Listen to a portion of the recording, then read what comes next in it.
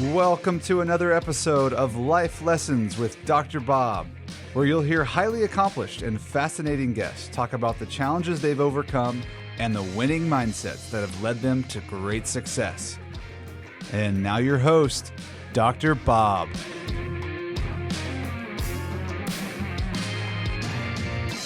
Hello, I'm Roger Hedgecock, and no, you have not made a mistake. This is Life Lessons with Dr. Bob. Now, if you're like me, you've watched these Dr. Bob video sessions where life lessons get drawn out of people in interviews. Well, I wondered, maybe you did too, who's Dr. Bob? And how did he get to be successful, and why should we care? Well, we're going to find out today. Hello, Dr. Bob. Welcome to your show. Thank you, Roger, for taking the time out of apple picking, because the apple picking season is now over. It's over. And you needed something to do, and that's what we're going to do tonight, right? No, so I'm happy to be interviewed. You have a fascinating life. We want to get right to it. And let me start with the first question. Who is Dr. Bob, and what's with the name? Okay, it's a very good question. It turns out after many years of study and education, I got a PhD, Doctor of Philosophy at MIT in artificial intelligence. Now, people ask me more about that, and I say, well, unfortunately, I wasn't born with any natural intelligence, so I had to go with the artificial kind, but it worked out pretty well. Yes, it did. And this was like 40 years ago, before AI was a big deal. So I got my doctorate, and I just don't like people referring to me as Dr. Shillman. It's too formal, and it's pretentious. So, but I do like the doctor part, so I said, just call me Dr. Bob. So that's who I am. So I don't want to go all Freud on you, but let's start at the beginning of things. When you were a kid, what were the formative forces in your childhood? In my childhood, as in most people at that time, it was parents. So I'll give you a little background. I'm a second-generation American. My grandfather on both sides, my grandparents on both sides, came from Russia, and they came with nothing. They came with a shirt on their back and maybe $5 or equivalent of that in the time. And the people in those days who came to America were coming for opportunity. They weren't coming for a handout, Roger, because there was no handout. The government wasn't helping you in any way. Right. But the people that came in those days didn't want a handout. They just were leaving a country where they were either discriminated against, which was the case in Russia, or where there was no opportunity, no freedom, as the case in Russia. So they came here to earn a living, to start life anew. And they were eager. I know my grandparents were eager to learn English. They didn't say, well, you got to speak Russian or you got to speak Spanish. So I just don't understand this multiculturalism, which we'll go into later, of course, or whenever you want to go into it. But they came here and to become Americans. They came here to become Americans, not Russian Americans, to become Americans. And so my grandfather learned a trade. He became a plumber.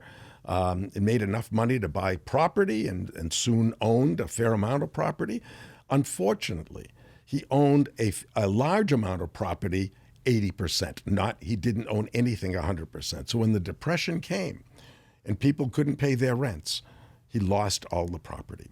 And my father, who was in college at the time, came home and he saw in his house a flag saying this house is auctioned. His own home was being auctioned that day.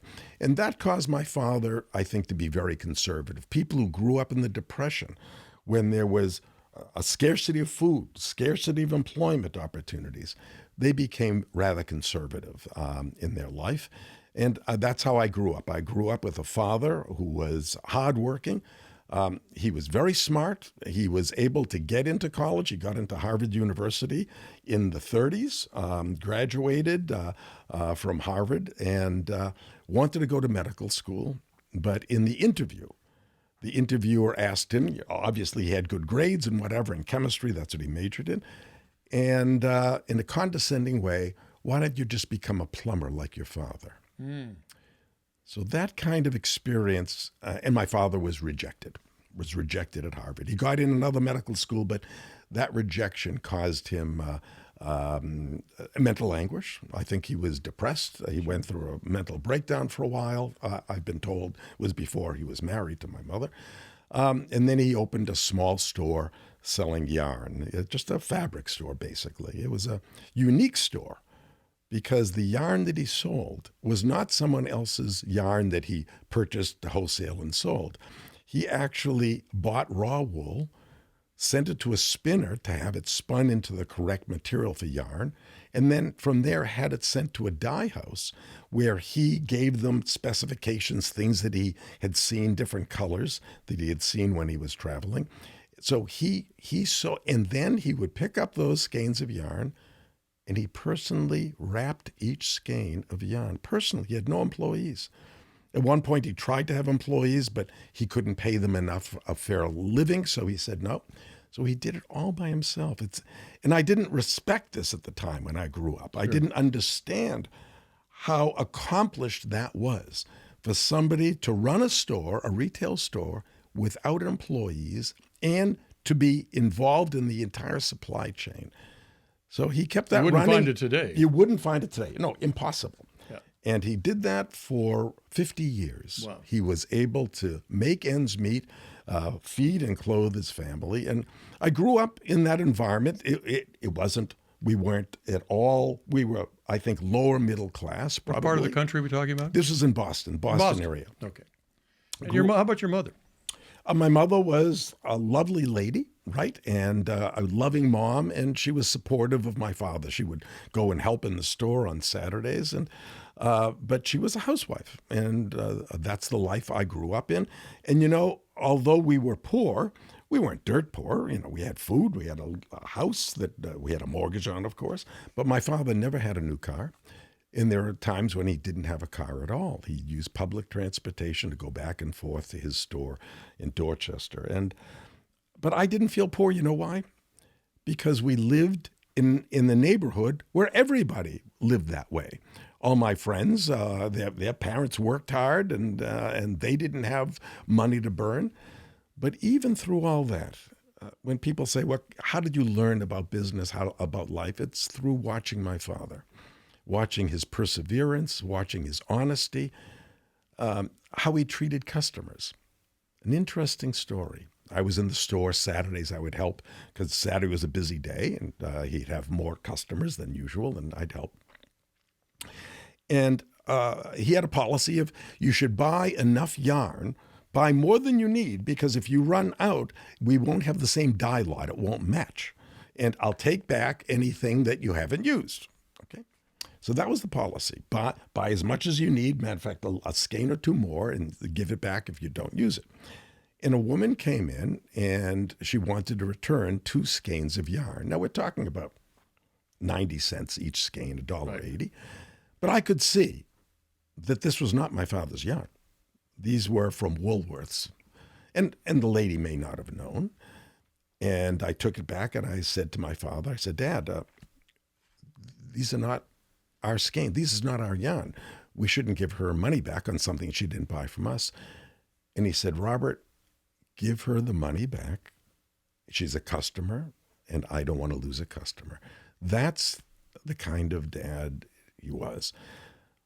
But he didn't. There's a life lesson there. Life lesson right there, how to treat customers. Right. It would have been embarrassing to that lady to say, no, these aren't ours, and maybe it's an argument. Then he'd lose a customer. But even though we were poor, I remember my father writing a check to a charity, and I don't know how much it was, $50 or $100, which was a fair amount at the time. And I said, Dad, how come you're giving money to charity when we don't have a car, we don't have this, we don't have that? And he looked at me and he said, Robert, there's always someone who has a greater need than we do. I heard that myself when I was a kid. All right, so you're born in 1946. Right. So you're in elementary school in the 50s. Right. Famous 50s. And you're going to high school. You talked about the degree you had eventually, but where did this interest start in school? No, but I have to go before that. There are stories about entrepreneurship, really, in grade school, if you can imagine entrepreneurship in grade school. This is where I think I discovered, or somebody should have discovered, that I was different, that I was an entrepreneur. I remember in the second grade, it was Mrs. Kirshen, and we were learning how to print letters. And she said, class, this is how we make the letter A. We're going through the whole alphabet, and I'm going to show you, and then we're going to train you. We're going to see how you make it. The letter A. Class, 3 strokes. Start here, go like this, a diagonal, then another one, lift your pen, and then another, then a crossbar. And I watched, and I understood. And then I said to myself, and I remember this better than I remember what I did yesterday. I remember this. And I said, well, I can do it better. I can just do it without lifting the pen, and it's much faster. And it looks just the same, right? And Mrs. Kirshen went from student to student, right? 30 kids in the class. And she came to me, and she saw I was doing it. I didn't change, right? And she said, and she pushed me. The teachers of that day could touch you, which I think is great. Yeah. It gets you, it wakes you up. And she said, Mr. Shillman, that's not how we make the letter A. And I kept on making it that way. I didn't give a shit. Yep. And that's when I was, 6 or 7 years old. And this is key because later, of course, I married and I have 2 children, and teachers were complaining about Barney, that my younger son at the time, he was in the 5th grade. He can't sit still. He can't do this. Boys aren't supposed to sit still. All right? You have to treat boys different than girls, or you have to treat people who are active differently than people who will sit there and follow rules. And if you see someone, a student, who doesn't follow rules, that's special. Someone who is 5 or 6 or 7 years old, not following what a 40-year-old teacher is telling him, means something. It's something very positive. Now, it could be that kind of personality. You're either going to be an entrepreneur or you're going to be a crook. You don't follow rules. And I think without my parents' background, without that positive education and the meaning of work and treating people, I probably would have been a criminal. Probably a very successful criminal, I'm pretty sure. Well, you were smart enough. But a criminal nevertheless. Yes. So there's a problem in our educational system. And I remember when Barney, when the teachers were talking about Barney, they had us in for meetings with the teachers, and they were suggesting they put him on drugs, whether it's going to be Adderall or Ritalin, to keep him sitting in his seat. But we went to various experts, and one older psychiatrist said, in the old days, we would just say, that kid needs to run around more and send him out to the hallway and let him run around and come back. Right. But these days, they want everybody to be obedient. And we're seeing this in our society today, Roger, which upsets me. Obedience. Yep. Listening, doing what you're told. All right. And always, my report cards in that grade school always said, Robert must learn self-control. And you know what? I'm still not control. I'm out of control. You're still trying. I'm still trying. That's right. Now, the other thing you learned, hard work. And like a lot of us, summer times, after school and so forth, you were working. Right. No, what I learned is if you wanted something, you had to go out and earn money for it. And I didn't feel that was a burden. I saw how hard my father worked just to support the family. So I had 25 cents allowance or something to buy gum or candy. But it was, what I learned is that if you want something, find out a way to earn money and buy it. And that was very important. So I had summer jobs throughout grade school, throughout high school, and even before then, in maybe the 7th grade, 8th grade, I was out cutting lawns, shoveling snow in the winters, and that's what we did. So you went to high school. What high school did you go to? Okay, it was Milton High. Milton High. And there's a good story about that. Yeah, I was a lousy student. Because I didn't care, right? I liked math and physics and chemistry, and so I excelled in the sciences. But in everything else, I wasn't paying attention. I just didn't care. But there was a requirement that you take a language. Now, at the time, I said, I don't understand why anybody needs a language. We should all speak English, right? which foolish, of course.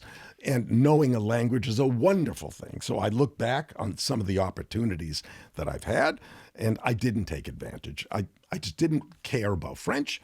And more than that, I didn't like the French teacher. This was in 10th grade, 11th grade. Her name was Mrs. Donaldson. And unfortunately, I had a seat right on the aisle near the window, and that's where she stood, right? And I didn't care about French, right? So I didn't study much. And the first semester or something, I got a C. In the second semester, I got a D, or maybe first quarter, second quarter. And I looked around the room, and there were two other kids at the back of the room, Roger, who got Ds. And they were morons. They're morons. Ralph Levy was one of them. And they were troublemaker morons. They were the other side of entrepreneurs. I didn't want to be associated. I didn't want people to think, oh, he's like them. He got a D, they got Ds, right? So I worked real hard. And I got an F. I distinguished myself, right? I got an F. And I remember the final exam. This is just like I remember Mrs. Kirshen telling me how to write the letter A. This is about the letter F. She came over with the final exam in a big letter F with red ink. Circled. Circled. And she said, Mr. Shillman, this is going to affect your career. So I wonder today, Roger, where I would be if I got an A in French. Right? So I want to go back to the morons in the back of the class, because you found out, I think, in those years that there were bad people. Right. There were bad people. This is another lesson. Another lesson. There's such a thing. Now, you can people argue they're not born bad. It doesn't matter how they got there. There are bad people, and you don't want to associate with them. And that was very key. Now, it's not part of my notes. My father and mother were very careful in telling me which friends to have and which friends not to have. And I had a friend, against their wishes, and we got arrested. Arrested. This is a big deal in those days. Big deal. Now, we were maybe 14 or 15, and what we were arrested for doing, destruction of property. Now, that sounds serious. Not too far from my house, about, quarter of a mile, was a brook, and there was a wooden fence near the sidewalk so you wouldn't fall into the brook. And it was covered with people's initials, so-and-so loves so-and-so and whatever. And I figured, okay, so I had a pocket knife and I'm carving my initials. And a police car pulled up, Metropolitan District Police, these are state police at the time, and actually arrested us for carving our initials in a fence. Where there were a bunch of other carvings. 2 weeks later, the fence was in the pond, and they put up a cement fence. Yeah, but so. And I remember that because this is a kid my father said, I don't want you to hang around with him. Right. And so that was another great lessons from my father.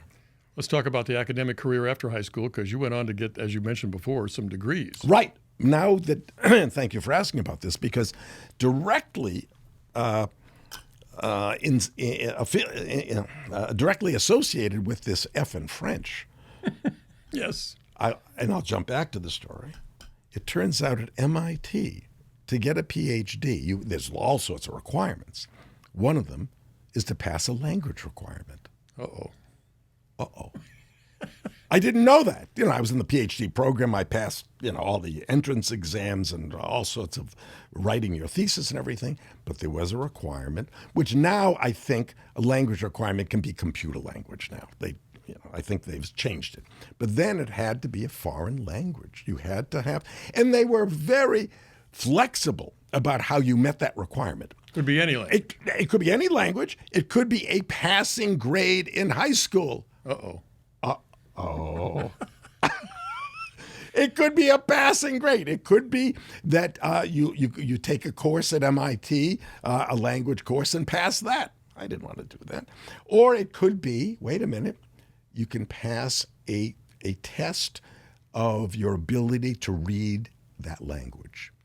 So Of the three, I can't go back to high school. I didn't feel like taking a language course, and it'd have to be 2 semesters worth, right? So I said, okay, I'll take the test. Okay. Now, this was during Watergate, right? And I was a news junkie. I knew everything there was to know about Watergate. I read everything. And so that you'll see how that ties into this. So, and you could use a dictionary in the test. They're going to give you something to translate, and you pass or don't pass. So one of the things I did, I spent a lot of time putting tabs in the dictionary so I could look things up fast. I had a French-English, I chose French-English dictionary, right?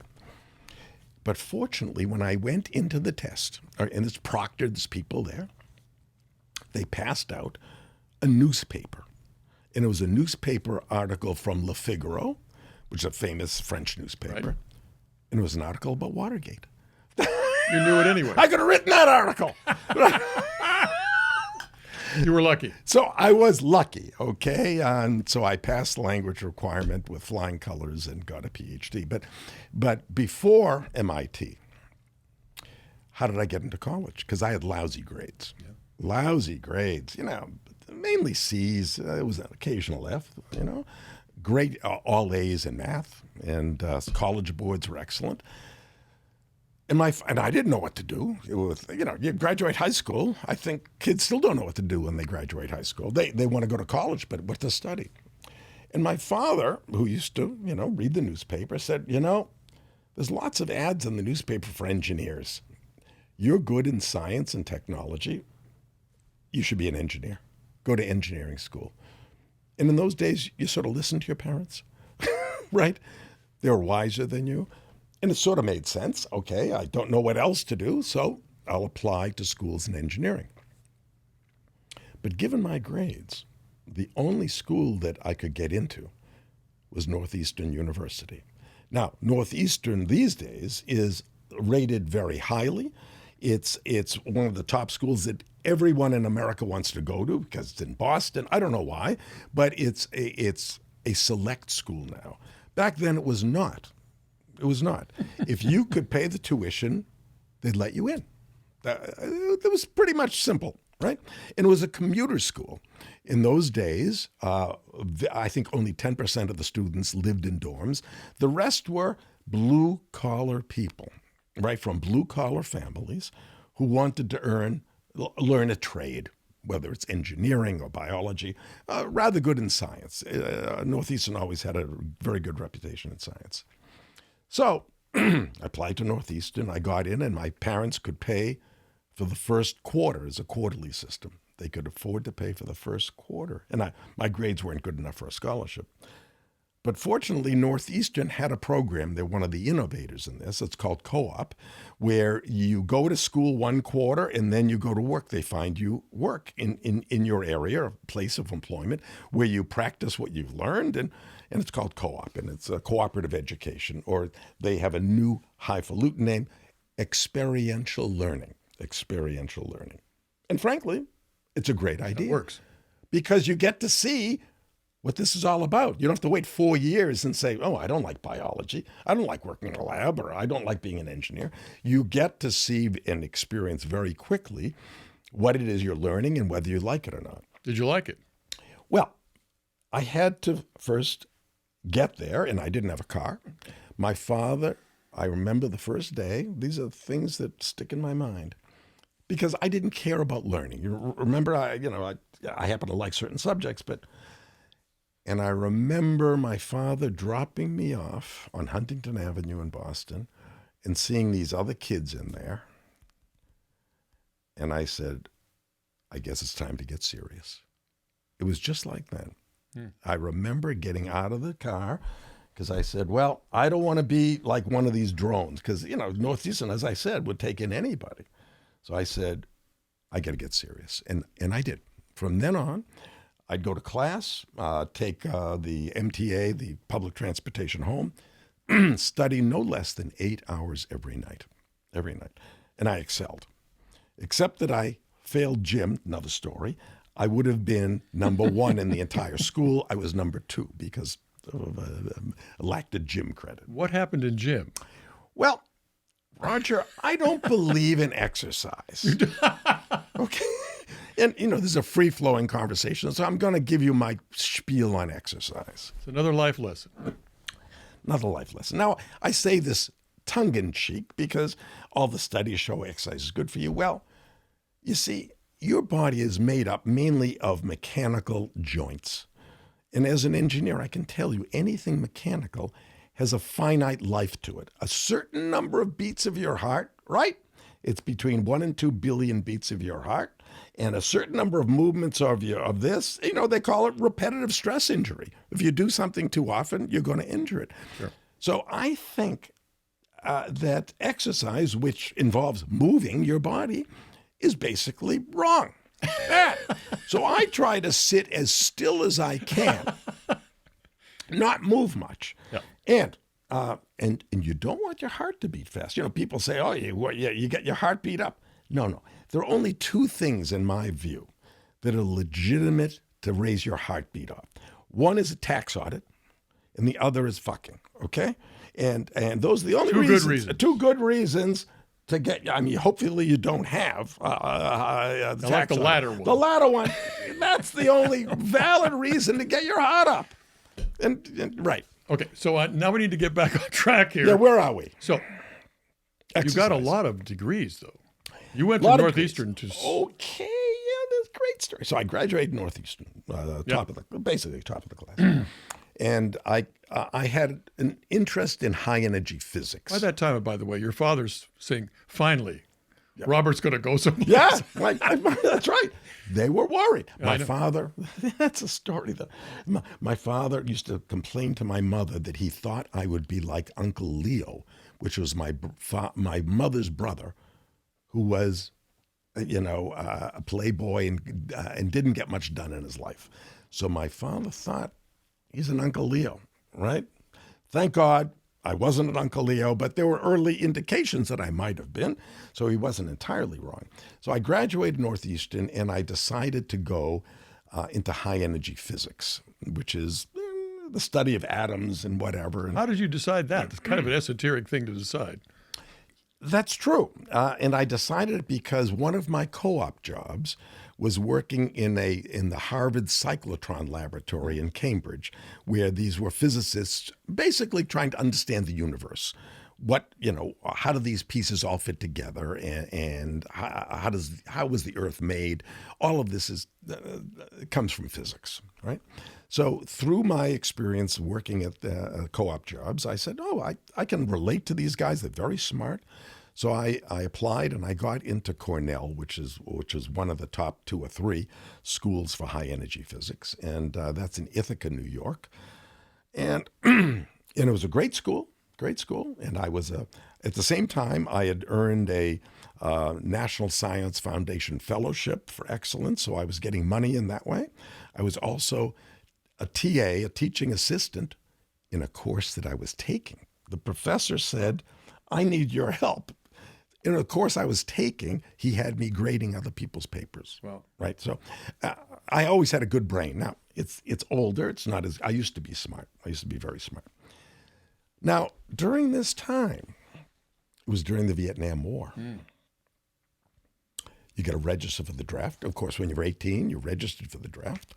And I got a call-up notice, right, while I'm at Cornell. Come to, a bus is going to pick you up and take you to an Army training center and an Army testing center. And the next step is a helicopter to Vietnam. That's how I read this. Right? Yep. So I got all sorts of letters of commendation from professors about, how this guy is a national resource, and leave him alone. Let him finish, let him finish college, get his degree, and then he'll go into the military. They didn't care. The draft board doesn't care. They get letters all the time. So this is a story about a huge question in your life, right? And Big decision. So I go there, of course. I follow the law. You take the exams. How hard is the exam they give you? It's not a PhD level exam. And then physical. everybody strips down. You're wearing, your underwear with all these other guys, many of them farmers from upstate New York. And we're waiting to enter the physical place where they're going to take your measurements and test your heart and everything. And I'm getting nervous, right? I'm not happy. I'm not a happy camper because I'm with these guys, these other people, and they're talking about sports, right? They're talking about sports or their girlfriends. There weren't many other students, at least not where I was. There weren't any graduate students. And they're talking about sports and girlfriends and what are you going to do this weekend? And I'm saying to myself, hey, guys, you walk through that door, the next flight is going to Vietnam, right? Boom, boom, boom, boom, boom, boom, boom, right? This is important here. And I got myself really worked up. Not intentionally, but I'm a high-intensity guy. Walked through the door, and there's people there taking your pulse and blood pressure and everything. And the guy's taking my pulse and blood pressure, and he looks at me and he says, son, do you feel all right? And that's the last thing I remember because I fell to the floor. I fainted, right? Fainted. And the next thing I remember, I woke up on a stretcher somewhere. And an orderly came by. I think these were not orderlies. These are all psychologists probably. And he asked me some questions and he said, okay, breathe into this bag because I was hyperventilating. I was breathing too fast and that causes you to have too much oxygen, not enough carbon dioxide, and you faint. It's not a good situation. But fainting is God's way of protecting you. Another thing they can do is put a paper bag over your mouth so that you don't breathe as much oxygen. So I calmed down and everything, and I was feeling better. And then another man came by, and he said, what is this person doing lying here? What? And they looked at my score, so they knew I wasn't malingerer, right? Because I had 150% of 100, right? What is he doing here? And that got me all upset again, and I passed out again. Again. Perfect. And when I woke up, they said, I'm sorry to tell you, you failed the physical.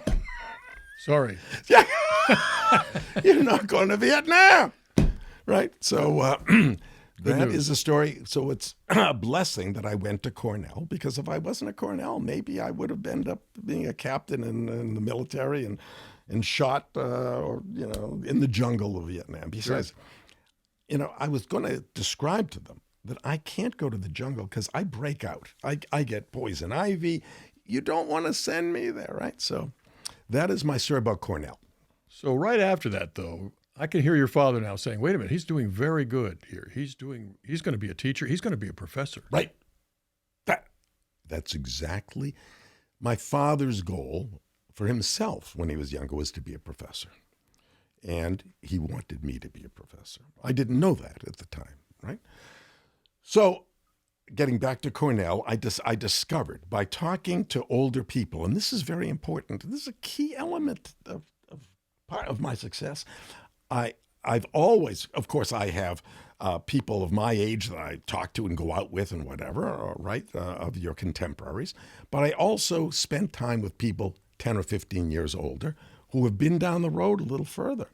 And in those conversations with this one guy, he was an Asian PhD in physics, who was just getting his PhD now in physics at Cornell. He told me that it's a mistake to stay in physics. And he told me why.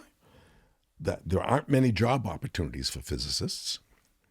The only real opportunity is teaching. And even those don't open up that often.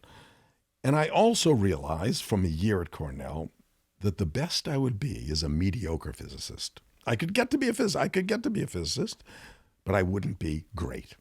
I wasn't smart enough.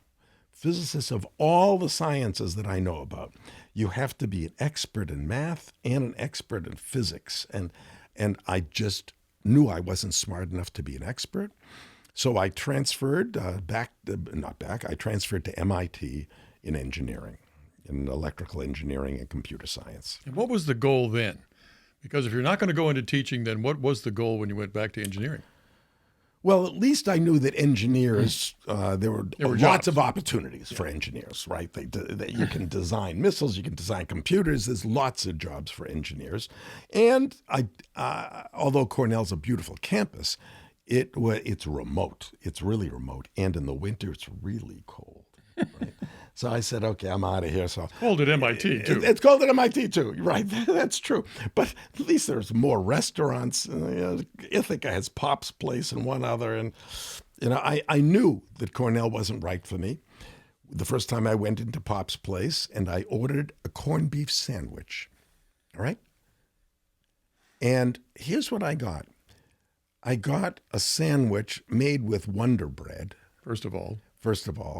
It was buttered, and it had 2 thin slices of meat in the middle. All the reason to go to MIT.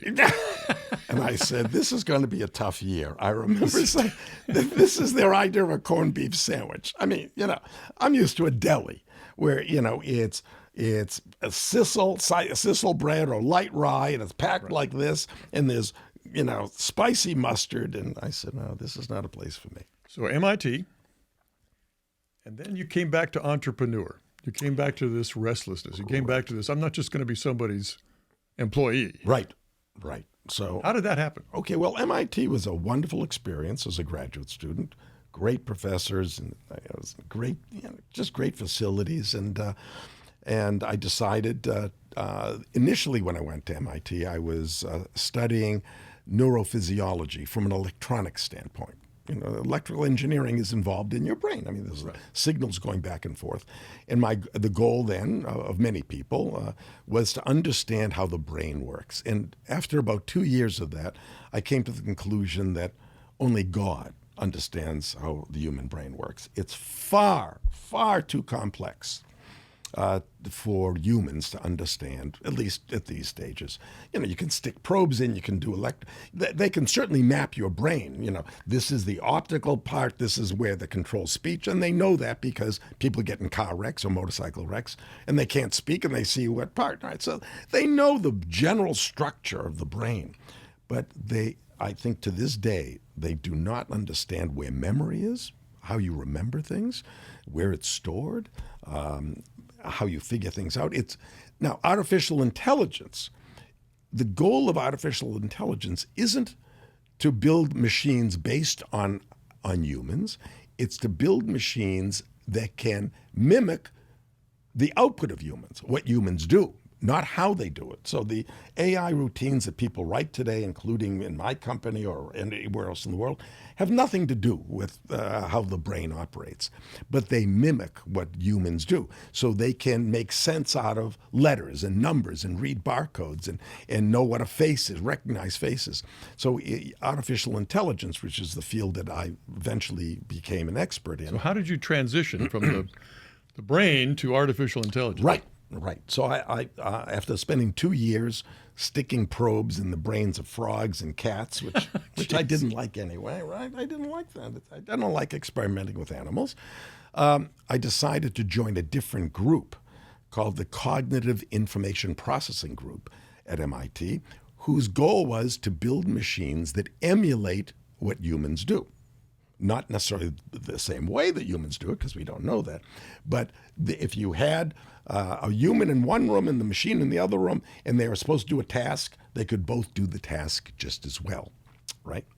And the task that I decided to focus on was vision and how humans are able to read letters and numbers, even though you've never seen that particular type style. I've never seen your handwriting, but I can read your handwriting. So I was very interested in designing a machine that could do what humans do with their vision. That you can see that that's a glass and that's a table, and you can estimate what the size of it is, all with your eyes and your brain. And I thought that that's possible to do with What would cameras. be the use of that? So, some machine that can do what humans already are doing. Replacing the people. Yeah. Replacing the people at much higher speeds and at much lower cost. That would be the goal. That's the goal. Because a lot of tasks, let's say in factories, that people do are repetitive tasks, very boring. They're looking at, let's say, drugs are being made and labels are being put on the drugs, and somebody got to make sure that it's the right labels being put on the drugs, and that the label's straight, and that the cap is there. And it used to be teams of people for 20 minutes at a time, because people can't concentrate more than 20 minutes on this kind of thing. It's horrible work. And those are the tasks that are ideal for machine vision. And that's the invention. I'm not the only person who invented these things, but pretty early on, 40 years ago. What year was this? This was 1981. 81.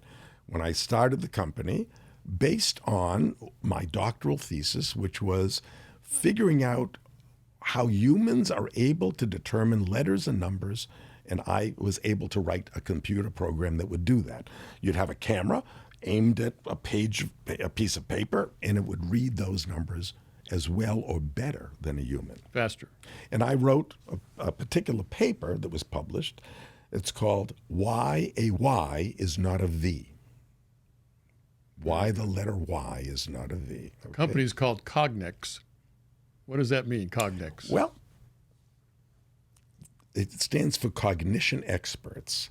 From cognos is Greek for learning, and EX is experts. And at the time when I started the company, there were a number of high-tech companies that EX, and so I figured Cognex, and it stands for Cognition Experts, and that's what the company specializes in. We hire very, very highly trained, highly skilled engineers from the field of machine vision, because that is now a field of study in universities.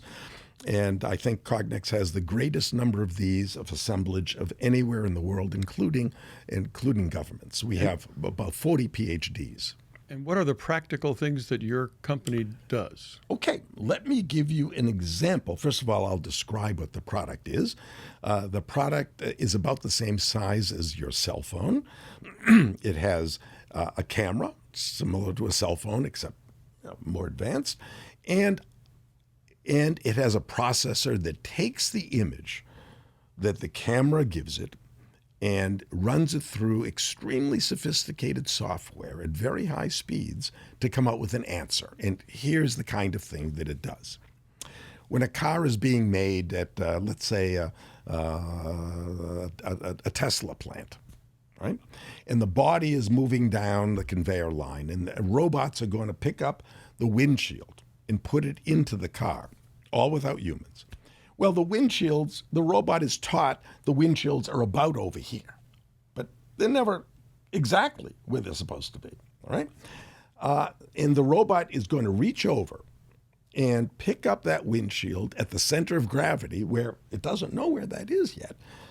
Well, our vision system, for example, is mounted on the arm of the robot, looks out, and finds the windshield, even though they might be piled 10 high or 5 high or 4 high, even though it's glass, and even though there are reflections from everywhere in the factory, it accurately finds that windshield and tells the robot exactly where to pick it up so it won't drop it. And then it looks out at the car to determine exactly where that spot is for the robot to put it in. It's called robotic guidance. So much of machine vision has to do with guiding automation or robots in the assembly of everything you buy. Everything you buy other than clothing. Clothing is not yet automated. Almost everything else is automated. From the Milano cookies you buy from Pepperidge Farm, those are the cookies that taste so good. They have 2 wafers and chocolate in between, or mint. Yes. They call that an assembly. Cognex Vision System guides the placement of those so everyone is exactly the same, all aligned. So everything from chocolate chips, and that's not exaggeration, to computer chips. Virtually most of the cell phones made in the world are assembled by automation machines, and they use Cognex Vision in the assembly of those machines. Now, you also went to this you mentioned barcode. You also went to that area. Excellent. Thank you for asking me about that. So there are a number of things machine vision can do. They can be used in automated assembly of things, inspecting, making sure that they're made right. It used to be end of the line, where the vision system would say if it's made right or wrong. But now it's used at every stage where value is added to make sure the value is added correctly. So every part of the cell phone is correct because it's enclosed. You can't inspect it afterwards. Now, it turns out that my doctoral thesis was in optical character recognition, which has to do with looking at things and reading letters and numbers or barcodes. The old way of reading barcodes was based on lasers. A laser would scan across a barcode a few times and read it, and those systems have been developed over many years. They're very accurate and very fast, but they have a failure rate because they only take a certain number of scans across the barcode. Machine vision takes a picture of the entire barcode and can scan it thousands of times, can analyze it thousands of times, faster and more accurately. So whereas a 2% error rate used to be acceptable in reading barcodes, or even a 1%, 1% at Amazon is a huge number of boxes that won't go in the right truck. Right. Huge. Tens of thousands per day is 1%, right? So they needed something that was better than barcode readers. And that's what they use now. We are the prime supplier of readers to Amazon. Not only that, our products can measure the box. At the same time, they can inspect for defects on the box, make sure that the label is in the right part of the box. So that's what machine vision can do. And every product that you get delivered to your house went through a Cognex vision system.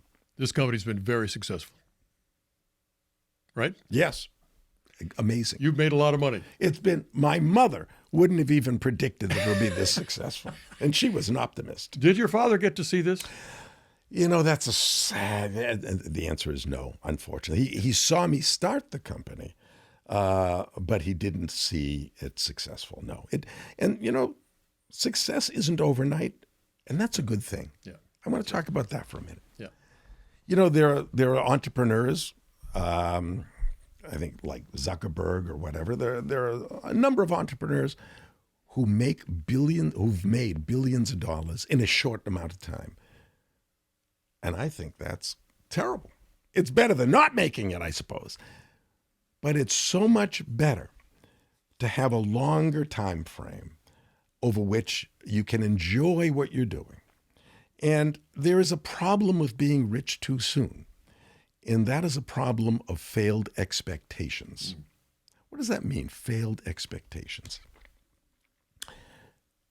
At some point in your life, let's say you're successful, moderately successful, you've had the best steak that you're ever going to have, right? Now, if that happens when you're 80, that's okay.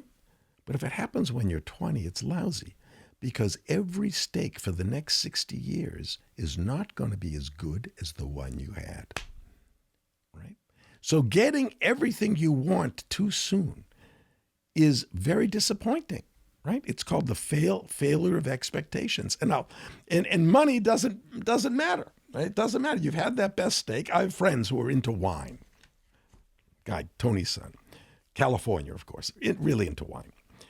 And so he's had all these wines. And I go to dinner with him, and he's always studying the menu, puts his glasses on. And then the sommelier comes over, or the waiter comes over. You don't have the 92 cab? Oh, well, okay, I guess I'll have to settle for the 97. So it's a strange thing. I'll tell you another story. A great friend of mine, Roger Marino, he started a company called EMC. He was the M in EMC, which was, he became a billionaire. And he was over my house. That's when I lived in Boston for a poker game, another story. But he was over my house, and he came in and he said, Bob, what do you think of these shoes? I just got these shoes. What do you think? And I said, they look great. They look great. He says, how much do you think I paid for those shoes?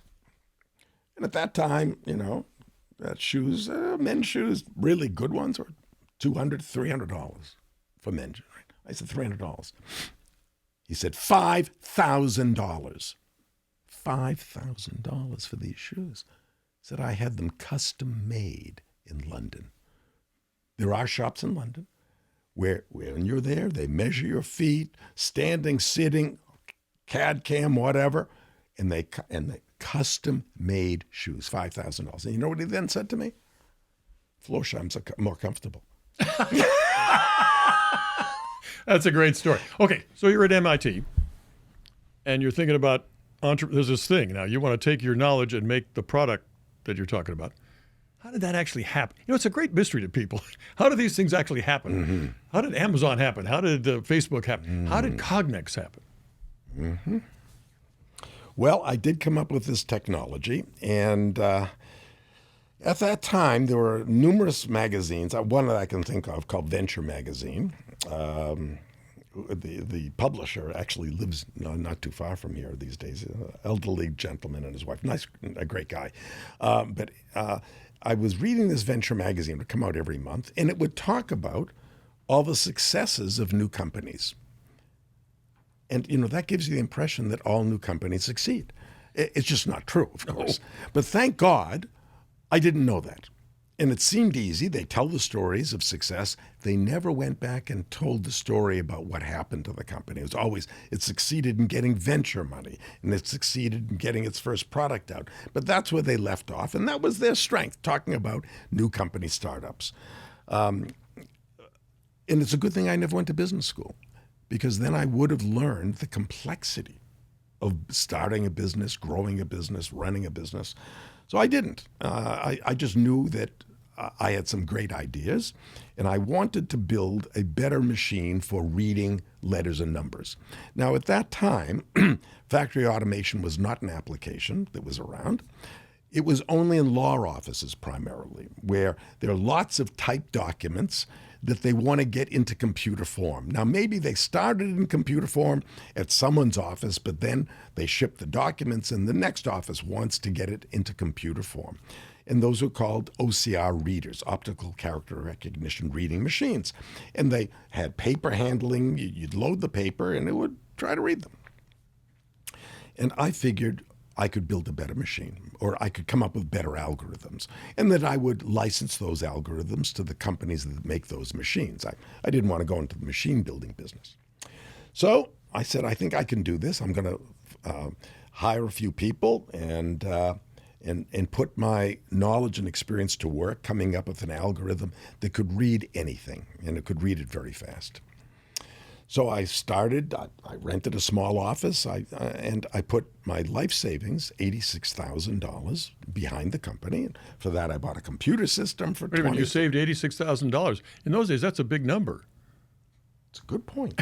It's a and very let me big take a moment Yes. to talk about how I was able to save $86,000, because this is also important about how you get to be successful.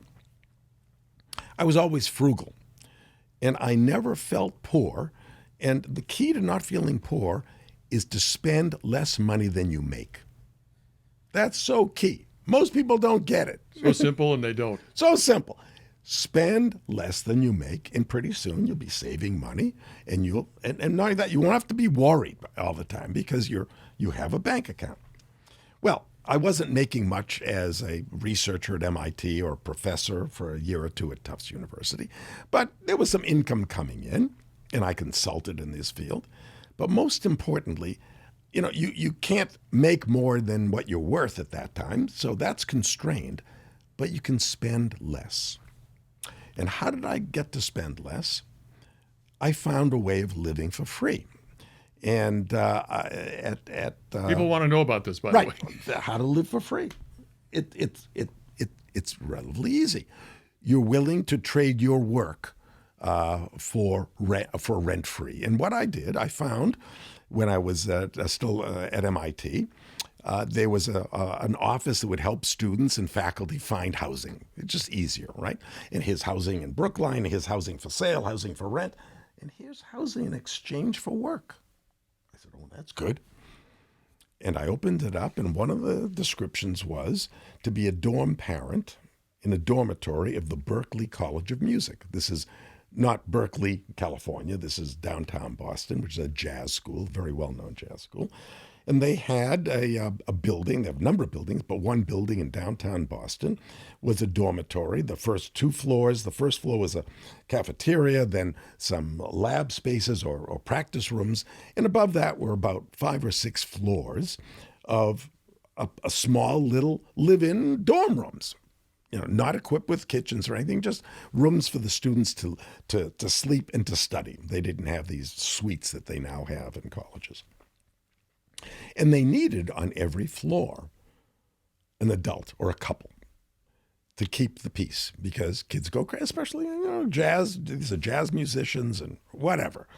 But college kids generally are rambunctious, so they needed an adult on each floor who would keep the peace, who would walk around every couple hours. If you smelt marijuana, tell them not to do that. If they're throwing fire extinguishers out of the window, which occasionally happen, you report them and throw them out of school, that kind of thing. And in exchange, and it was a full apartment, very nice apartment, heat, lights, phone, food. And a kitchen. And your own kitchen, but you didn't have to use it because the cafeteria was right there, and that was included. Oh, Eat for free. Perfect. So for 6 years, I was able to save every penny that I made. Right? And that's how I saved $86,000. Because in those days, that's a big number. That's a good sized number. Yeah. And because of that, I still own a reasonable percentage of the company. I didn't, when I went to raise money, the company was already had a pretty good value because I had invested my own money and achieved a certain amount. So whenever I went to the street, to Wall Street or venture capitalists to raise money, I only raised the smallest necessary. Because when you're selling stock, when the company's small, that's the most valuable thing you're giving up. You're giving up something that's going to be worth much more. So when I started the company, essentially it was worth $86,000. And today it's worth $14 billion. $14 billion. $14 billion. What was the first product? First product was a system consisting of a big camera. They didn't have small cameras then. Hooked up to a mini computer that we bought from a computer company and ran our software. And that product was called DataMan, D-A-T-A-M-A-N. I came up with that term. And today that represents about 50% of all of the revenue of Cognex, which is about, today I think it's doing about $1 billion a year. So $500 million of revenue is still called DataMan. DataMan. Now it's not that big camera and the big computer anymore. It fits in your hand, but that's what it is. And I have an interesting story about DataMan. What is it? I was interviewed a local channel in Boston, a live interview, and I was brought on to talk about the company and what the company was doing, and I described the product. And the first question out of the moderator, because they're not very smart, well, Dr. Shillman, why did you decide to call it Data Man and not Data Woman? No. That was the question. You're sitting with a PhD from MIT who just invented, or whose team invented this amazing product, right? Which is going to be hugely successful in the future. And the only question you can ask is, why did you call it Data Man instead of Data Woman? And quickly, I came up and I looked at him and I said, that's because we're saving Data Woman for the next generation, which is far smarter. Listen to you. You could have been a diplomat. Of course, we never came out with Data Woman. There's no Data Woman. There's no Data Woman. It's Data Man. It's Data Man. That's a funny story. So what does Data Man do? Data Man is the name of a whole series of products that reads whatever you put in front of it. It can read the serial numbers on your tire. Yeah. I don't know if you know this. Most people don't know, but every tire has serial numbers on it, and for various reasons. And they're almost impossible for a human to read. I mean, because there's no ink. It's embossed into the tire. It's just raised, which is embossed, or it's into the tire, debossed. And to read it, you got to sort of have light here and there to throw shadows, and it's a very important product because in factories they want to track They want to know which serial numbers went where, because God forbid there's a recall, which there was, if you recall, Bridgestone recall. They want to know what plant it came from. And now they can do it because we can read even the numbers on a tire. Now, that's not the biggest application. The biggest application happens to be sorting packages at distribution centers, logistics. So you're talking about Amazon. Amazon is the biggest application, or Amazon or Target or Walmart's, or all of those now are automating, and they all use codes on these products, various codes. They're all generically called barcodes, but if you look at the new codes, they aren't these bars. It's a two-dimensional code. Right. And we can read those. You started this business. Let's go back to the start again, because this is a mystery. This is a black box situation for a lot of people. So you start. Isn't the first thing you have to do is to get key people?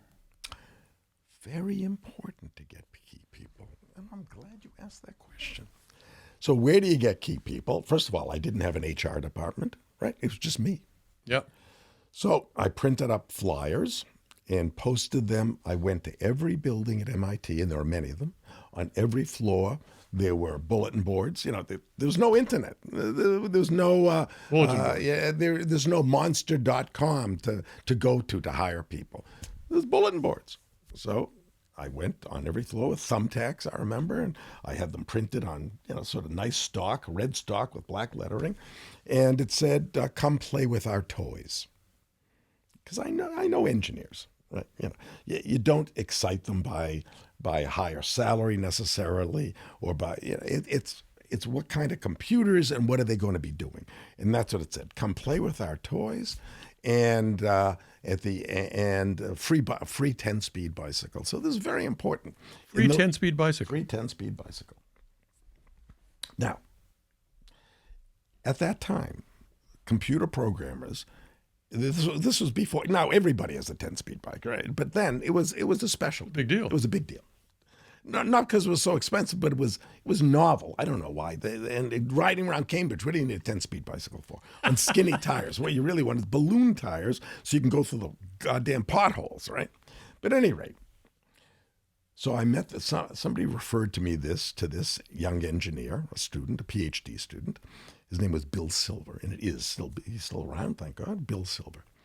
And I took him to lunch, and what did I take him? Chinese food. Yeah, all these, if you're anything in software, you knew about Joyce Chen's small eating place in Cambridge. So I took him to lunch there. And he looked right. He had this long ponytail, thick glasses, mustache. He looked just right. So it came to, we talked about software and everything, and then came the important question. Do you have a 10-speed bike? And he said no. And I was heartbroken because every engineer worth their salt has a 10-speed bike. And he looked at me, he said, 15.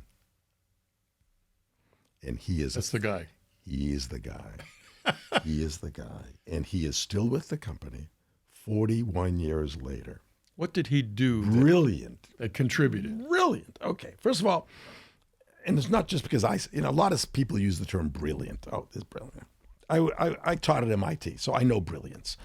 I spoke to he was in the PhD program. He had done everything except writing his thesis. And I spoke to his professors. They said, this is the smartest student we've ever had. Wow. Right? And not only is he smart, but he's nice. And he's not too kooky. You could have dinner with him. He'll be okay. You wouldn't say, "What? This guy's from outer space." He knows how to carry on a conversation. He's very personable.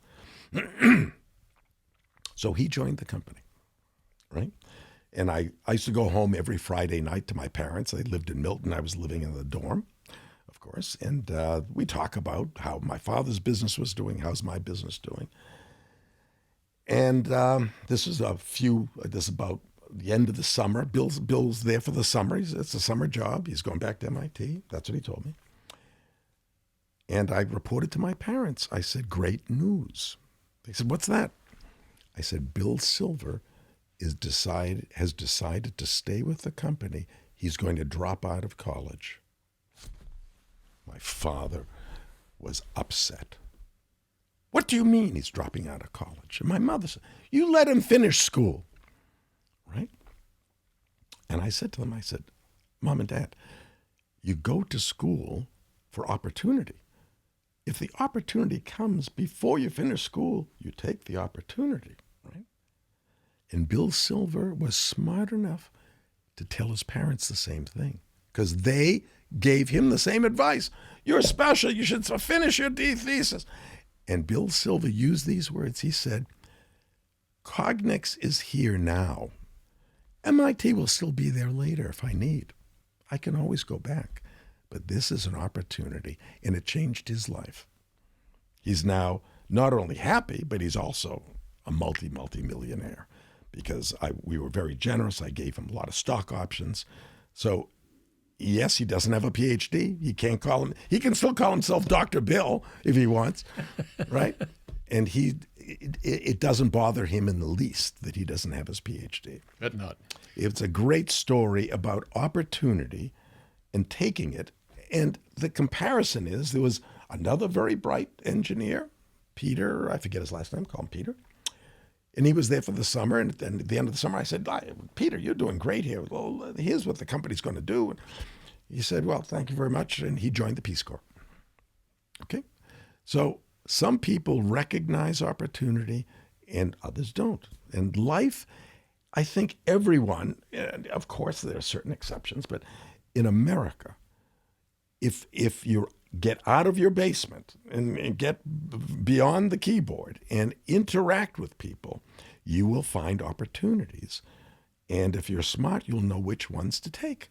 And like Bill Silver, if Cognex didn't work out, he'd go back to MIT, find another opportunity. But thank God he did make that decision, because that made all the difference in the world. There's very few Bill Silvers in the world. Recognizing opportunity, but from your point of view, it's recognizing the right people. And knowing how to treat people. Okay, I'm a people person, and I like to be generous with people. I paid Bill at that time, and there was a couple other people, $5 an hour, which was big. No, it was not big. Even then, it was not big. Okay, he was worth even then $25. And I won't tell you what I was making in that year. $5 an hour, but stock options. Yeah. And the free market system provides, and we can still give stock options. There's other issues that I won't go into about why stock options are not preferred these days. I don't understand it. But by giving people the option to buy stock is what made all of these startups successful. Because people are driven, and you're giving a piece of paper that's worthless at the time. But if we all work hard together, the company's going to succeed, and the stock in that company will become more valuable. And that's what stock options are. And you can buy it at the lower price. You got it for 2 cents, and now it's $30. That's what a stock option is. We could go on for hours, and I think what we have to do is stop, because we've reached our time limit. But the next episode of Life Lessons with Dr. Bob, I'm going to get back to that, because there's so many things people don't know about how this opportunity gels into the kind of fortune that you made and the kind of life you give to all of your employees and all the lives that you've changed as a result of these products you made that have these kind of consequences. We'll get back to that and a lot more stories. It's Life Lessons with Dr. Bob. I'm Roger Hedgecock. We'll be back. Thanks so much for listening to another episode of Life Lessons with Dr. Bob. If you enjoyed these interviews with some of today's most influential thought leaders, please follow and rate the show on your favorite podcast platform. And don't forget, you can also watch each episode on YouTube as well. We'll see you next time.